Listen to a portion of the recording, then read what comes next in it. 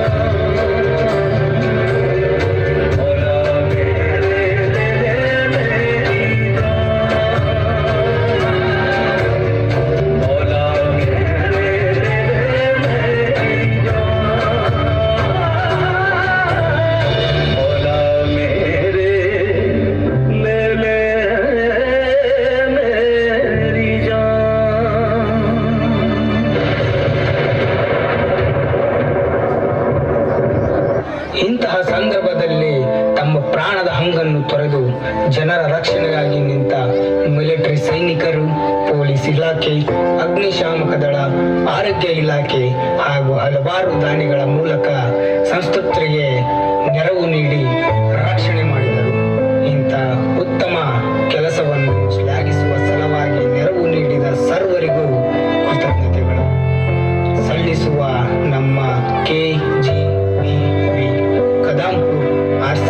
ಶಾಲೆ ಮಕ್ಕಳಿಂದ ಎಸ್